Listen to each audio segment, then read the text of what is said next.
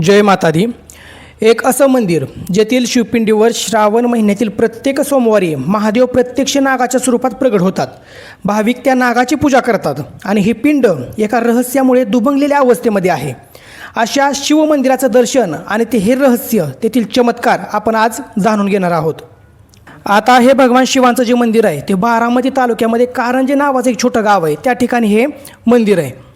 त्यावेळी मालूबाई नावाची एक सासूरवाशीण त्या गावामध्ये राहत होती। महादू गवळी तिच्या नवऱ्याचं नाव होतं। आता मुळात तिच्या पोटीबाळी संतान नव्हतं, त्यामुळं तिची जी काही नणंद असेल, जे सासू होती, तिचं खूप जाच करायची। पण ह्या जाचातून सुद्धा ती भगवान शिवशंकरांची नित्य उपासना करायची। भगवान शिवशंकरांची खूप मोठी भक्त होती ती। आता दिवसभर जे काही काम असायचं, त्या दिवसभराच्या कामांमुळे तिला भक्ती करण्यासाठी वेळ मिळत नसायचा। त्यामुळे ती रात्रीच्या 12 नंतर वाळूची शिवपिंड बनवायची आणि त्या शिवपिंडीची मनोभावी पूजा करायची। आता असेच काही दिवस गेल्यानंतर एके दिवशी एक साधू तिथं भिक्षा मागण्यासाठी तिच्या दारामध्ये आला आणि तिने ह्या सगळ्या गोष्टी, साधूने तिचा ज्यावेळेस चेहरा बघितला की खूपच ते अशक्त अवस्थेमध्ये आहे किंवा खूप त्रासामध्ये आहे, त्यावेळेस तिने विचारलं काय झालं म्हणून। तिने सगळी घटना की माझ्या पोटी मूलबाळ नाही, त्यामुळं माझा इथं खूप जाच होतोय, ह्या गोष्टी सांगितल्यानंतर त्या साधूने जे काही मालूबाई नावाची जी सती साध्वी होती तिला शिवमंत्र दिला उपासनेसाठी।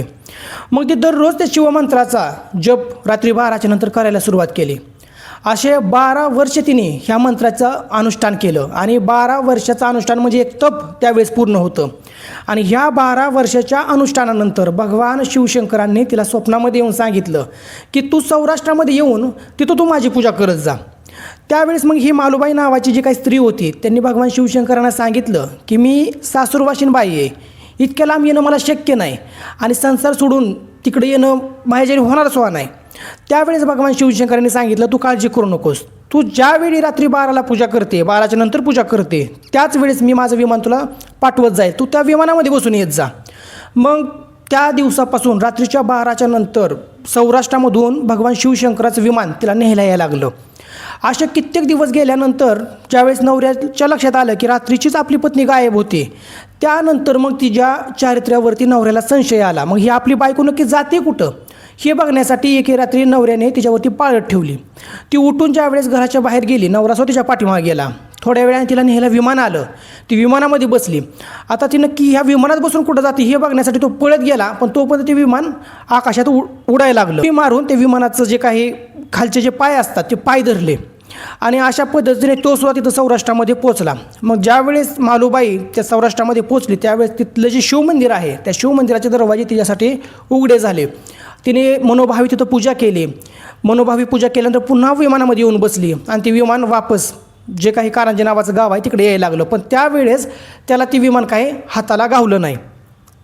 आता तोपर्यंत गावामध्ये बातमी पसरली की महादू गायब झाला आहे गावातून आणि ह्या मालूबाई नावाची जी काही स्त्री आहे किंवा तिचं जी बायको आहे तिनेच त्याला गायब केलेलं आहे, तिनेच तिच्याबरोबर घातपात काहीतरी केलेलं आहे, अशा अख्ख्या गावामध्ये चर्चा पसरली। आणि ती ज्यावेळेस वापस आली होती त्यावेळेस तिला तिच्या नणंदेने, सासूने तिच्या खूप जाच करायला सुरुवात केली की माझा नक्की मुलगा तू नेहलाय कुठं मग गायब केलं आहे माझ्या पोराला, ह्यासाठी त्याच्यावरती खूप जाच तिने सुरू केला। आणि एक दिवशी मग ती झोपलेली होती आणि झोपल्यानंतरच महादेव तिच्या स्वप्नामध्ये आले आणि महादेवांनी सांगितलं की तू आता काय सौराष्ट्रामध्ये येऊ नकोस, मीच तुला इथं प्रगट होऊन दर्शन देईल। उद्याच्या दिवशी एका गाईच्या कासेला दूध पिताना सर्परूपाने मी तुला दिसेल आणि तिथंच तू मी आहे असं समजून तिथं तू पूजा सुरू कर, त्या ठिकाणी तू खोद, तिथं तुला माझी शिवपिंड भेटेल। आता मुळामध्येच गावामध्ये ही बातमी पसरली होती। नणंदेचा, सासूचा तिला जात चालू होता की नक्की माझा मुलगा कुठं तू नेहलाय ते सांग, आणि ह्याच्यामुळं ती काय झालं ती स्वप्न विसरली। आता दुसऱ्या दिवशी बरोबर दुपारच्या दिवशी भगवान शिवशंकर सापाच्या रूपामध्ये एका गुराख्याच्या गाईला दूध पिताना एका गुराख्याला दिसले। त्या गुराख्याचं नाव होतं खोमणे नावाचा तो गुराखी होता। आता त्या गुराख्याला तर ह्या काही गोष्टी माहीत नव्हत्या की बाबा हे साक्षात भगवान शिवशंकर आहेत, अज्ञानी माणूस होता तो। तर त्याला काय वाटलं की हा जो साप आहे तो माझ्या गाईला चावतोय किंवा काहीतरी इजा करेल, हे हिशोबाने त्याने तिकडूनच हातामध्ये त्याच्या कुऱ्हाड होती ती कुऱ्हाड फेकून मारली सापाला। जशी त्याने कुऱ्हाड फेकून मारली तशी ती बरोबर त्या सापाच्या डोक्यावरती जाऊन आदळली आणि त्याचे 2 भाग झाले।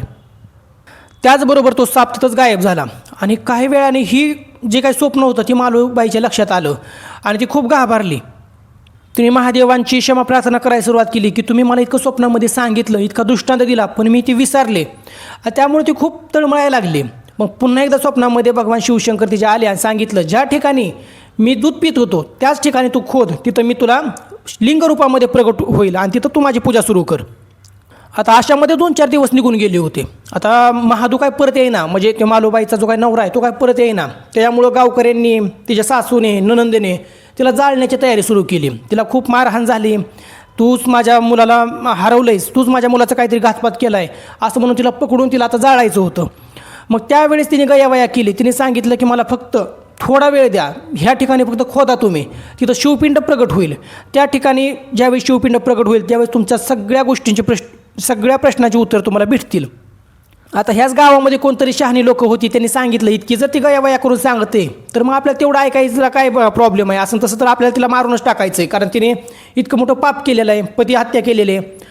मग तिच्या सांगण्यावरनं लोकांनी ज्या ठिकाणी तो नाग दूध पित होता त्या ठिकाणी खोदलं आणि त्या ठिकाणी खोदल्यानंतर तिथून ती शिवपिंड प्रगट झाली.